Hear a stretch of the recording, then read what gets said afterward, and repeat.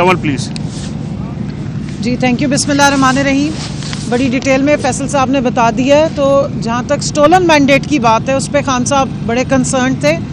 जो 8 फरवरी को हमारा इलेक्शन चोरी हुआ, जो हमारी रिज़र्व सीट्स थी वो उसी का ही तसलसल है। और उसको याद दहानी करते हुए उन्होंने कहा कि सुप्रीम कोर्ट की जजमेंट आ चुकी हुई है, लेकिन इलेक्शन कमीशन की हठधर्मी है। सिकंदर सुल्तान राजा की सरबराही में जो इलेक्शन कमीशन ऑफ पाकिस्तान ने एक तो पूरे इलेक्शन में रिगिंग में जिस तरीके के मामलात हुए, उसके बाद जिस तरह ट्रिब्यूनल्स की मैनिपुलेशन की गई, आज 8 फरवरी में सिर्फ 1 महीना और रह गया है, लेकिन अभी तक जो ट्रिब्यूनल के केसेस हैं उनका कोई रिज़ल्ट नहीं आया। और रिज़र्व सीट के केस जो सुप्रीम कोर्ट का डिटेल जजमेंट जिस पे आ चुकी है, कम से कम 3 दफ़ा जिस पे पूरे बेंच ने फैसला सुना दिया था, उसके ऊपर इम्प्लीमेंटेशन ना करके इलेक्शन कमीशन ऑफ पाकिस्तान और उनके जो इलेक्शन कमिश्नर हैं उन्होंने पाकिस्तान के आइन को तोड़ा है। अवाम का जो मैंडेट था, अवाम का जो वोट देने का हक था, उससे उनको डिप्राइव किया है, जिस पे उनका बहुत कंसर्न था। और यकीनन ये भी मैं आपको बताती चलूँ कि इंशाल्लाह ये जो स्टोलन मैंडेट है इस पे पाकिस्तान तहरीक इंसाफ भी नहीं सोई, ना इसको भूली है। और खान साहब के ये दिल के बहुत करीब है कि अवाम ने 8 फरवरी को निकल के जिस तरीके से वोट डाला था, उस सूरत हाल में जब काजी फाइज ईसा जैसी जुडिशरी में मौजूद काली भेड़, जैसे फैसल चौधरी साहब ने बताया है, 13 जनवरी को हमारा बल्ला छीन के काफ़ी की एक तारीख जो तारीख है वो रकम की थी, उसके बावजूद 8 फरवरी को मुख्तलिफ निशानों पे इलेक्शन लड़ने के बावजूद अवाम ने निकल के वोट डाला। पाकिस्तान तहरीक इंसाफ के जो जितने भी उम्मीदवार थे उनको मैंडेट दिया, लेकिन उस मैंडेट को 9 फरवरी को फॉर्म 47 के ज़रिए चुरा लिया गया। और जब हमने रिज़र्व सीट्स का केस जीत लिया है, अदालत ने हुक्म दे दिया है कि आप पाकिस्तान तहरीक इंसाफ के जितने जो हैं उनको असम्बली में वापस लेकर आए। हमसे उन्होंने लिस्टें ले ली हैं, लेकिन इस फैसले पर अमल दरामद नहीं किया जा रहा। मैं यहाँ ये ज़रूर हाईलाइट करूँगी कि इस वक्त आपकी कौमी असम्बली भी इनकम्प्लीट है, आपका सेनेट अपर हाउस भी इनकम्प्लीट है। जितनी लेजिस्लेशन की जा रही है, बशमूल जो एक इलीगल 26वीं आईनी तरमीम की गई, बग़ैर ख़वातीन की नुमाइंदगी के, बग़ैर हमारी जो माइनॉरिटीज़ की नुमाइंदगी के, वो नेशनल असम्बली से झूठे तरीके से करवाई गई। सेनेट में हमारी केपी से कोई नुमाइंदगी नहीं है, इनकम्प्लीट सेनेट जानबूझ के रखा गया है। और फिर ये कहते हैं कि जी ऐवान ने ये पास कर दिया और ऐवान ने वो पास कर दिया। तो ये बिल जो पास किए जा रहे हैं ये असम्बलियों के इनकम्प्लीट होने के नामुकम्मल है। असम्बलियाँ दोनों हाउसेज इनकम्प्लीट है। नीचे आपके तमाम सूबाई जो असम्बली हैं वो भी नामुकम्मल हैं और उसको इस तरीके से चलाया जा रहा है। मैं यहाँ पे याद दहानी कराती चलूँ, आप मीडिया ने भी और हमारे बाकी सब ने इस चीज़ को कवर किया था सुप्रीम कोर्ट में जब ये केस चल रहा था। इलेक्शन कमीशन का ये मौक़िफ़ था कि असम्बलियों को आप नामुकम्मल नहीं रख सकते।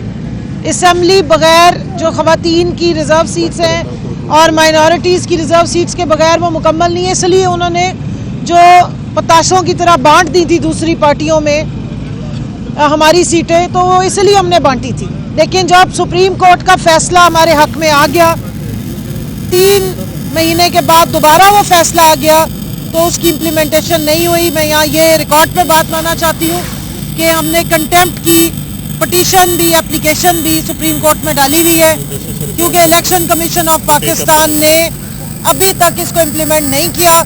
मैं चीफ जस्टिस ऑफ पाकिस्तान को रिक्वेस्ट करती हूँ कि बराए मेहरबानी सुप्रीम कोर्ट की इस बेतौकीरी पे और इलेक्शन कमीशन ऑफ पाकिस्तान की इस हठधर्मी पे आप नोटिस लीजिए और इस फैसले की इम्प्लीमेंटेशन करा के सुप्रीम कोर्ट का जो वकार है उसको वापस बहाल किया जाए। अच्छा, इसके साथ 2 बड़ी इंपॉर्टेंट जो अपडेट्स मैं देना चाह रहा हूँ। एक चीफ इमरान खान ने स्पेसिफिकली कल चीफ इलेक्शन कमिश्नर सुल्तान सिकंदर राजा जो है, सिकंदर सुल्तान राजा की टेन्योर ख़त्म हो रहा है और उसके ऊपर उन्होंने ये कहा है कि अगर आर्टिकल 6 इस मुल्क में किसी पे लगना है तो वो सिकंदर सुल्तान राजा और इलेक्शन कमीशन क्लासिक केस है।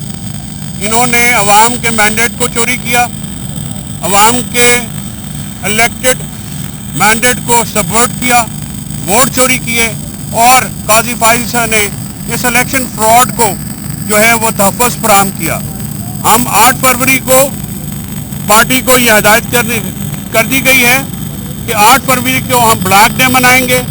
आज से इसकी जो है तैयारियां शुरू करें। हम अपना एहतजाज पुरअमन तरीके से जो है वो रिकॉर्ड कराएंगे। जो इलेक्शन चोरी हुई हम उसको जो है बाकायदा उस पर हाईलाइट करेंगे। और कल 13 फरवरी को उन्होंने अपने मौक़िफ़ का अदा किया कि जिस शख्स ने तहरीक इंसाफ से बल्ले का निशान छीना, जिस शख्स ने तहरीक इंसाफ से इलेक्शन छीनने की कोशिश की, आज वो तारीख कब्रिस्तान में गुम है। और आज भी इमरान खान तहरीक इंसाफ उसका नज़रिया जो है वो खड़ा है। हम कल भी खड़े थे, हम आज भी अपने नज़रिए के लिए खड़े हैं और खड़े रहेंगे। आज इमरान खान साहब ने बलूचिस्तान की सूरत हाल का ख़ास तौर पे जिक्र किया। उनको ये बताया गया, हमारे खेतरान साहब वकील हैं और दूसरे वकला ने, कि वहाँ पे बलोची जो हमारे सिटीज़न हैं, जिसमें मारंग बलोच साहबा हैं या दूसरे हमारे बलोच रहनुमा हैं, उन्होंने जब उनके साथ होने वाले सलूक की शदीद मज़म्मत की इमरान खान साहब ने, और उन्होंने कहा है कि जब तक बलूचिस्तान में लोगों की नुमाइंदा हुकूमत नहीं होगी तब तक बलूचिस्तान में हालात पुरसकून नहीं आएंगे। और फॉर्म 47 के फ्रॉड के तहत आने वाली जो हुकूमत है वो कभी भी अवाम के दुखों का मुदावा नहीं कर सकती। उन्होंने ये कहा है कि शहरियों का पुरअमन एहतजाज करना बुनियादी आइनी हक है। बलोच ये उनका हक है कि वो किसी भी बात के ऊपर अपनी सदाए एहतजाज बुलंद करें। कोई पॉलिटिकल डिफरेंस है तो उसको भी वो रेस करें। तो मिसिंग पर्सनस पे भी उन्होंने ये कहा है कि अगर वो सदाए एहतजाज बुलंद करते हैं तो उनकी आवाज़ को सुना जाना चाहिए। और बलूचिस्तान में जो रियासत की तरफ से एक मामला किया जा रहा है, इसकी उन्होंने भरपूर मज़म्मत की है। और उन्होंने ये कहा है कि बलूचिस्तान में नुमाइंदा हुकूमत जो है लोगों की, जब तक असल नुमाइंदा हुकूमत नहीं आएगी, ये मामलात वहीं के वहीं रहेंगे। और मुल्क में बढ़ती हुई दहशतगर्दी का शाखसाना उन्होंने जो इदारों की तबाही है उसको करार दिया और कहा कि PTI को क्रश करने के लिए जो है वो सारी एजेंसीज़ को और इदारों को लगा दिया गया है, जिससे मुल्क में निज़ाम जो है वो तहस नहस हो गया। और आखिर में मैं ये बात दोबारा से कहना चाह रहा हूँ कि मियाँ नवाज शरीफ ने ये जो अलकादर ट्रस्ट का फ़ैसला है, इसमें उनके बेटे ने 9 अरब रुपए का फ्लैट 18 अरब रुपए में लंदन में मलिक रियाज साहब की फैमिली को बेचा है। तो आज हमारा सवाल है नवाज शरीफ साहब से कि 9 अरब रुपया उनके बेटे से कहाँ से आए। आपको याद होगा कि पनामा में भी जो रसीदें मांगी गई वो आज तक नहीं दी गई।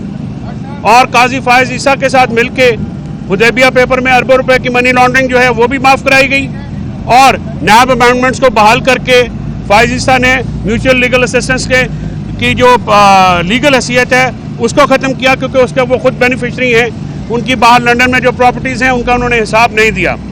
तो ये एक मिली भगत से काम किया है। तो नवाज शरीफ साहब से हम 9 अरब रुपया कहाँ से आया उसका हिसाब मांगते हैं। और ये भी पूछते हैं कि आपने मलिक रियाज से 9 अरब रुपये ज़्यादा किस खाते में लिए, आपके बेटे हसन नवाज ने वो प्रॉपर्टी क्यों महंगे दामों बेची, और उसके बदले में आपने क्या जो है वो फेवर एक्सटेंड की, जिसकी वजह से ये जो सारा मामला है हमारा जो इमरान खान साहब ने अलकादर ट्रस्ट बनाया है जो कि गरीबों की फलाह का इदारा है।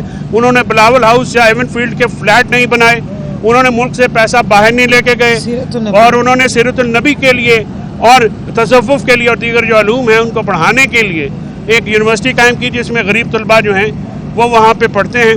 तो अलकादर का एक झूठा केस है, वो भी इस तरह से एक फ्रॉडुलेंट केस है प्रेशर डालने के लिए इमरान खान साहब से।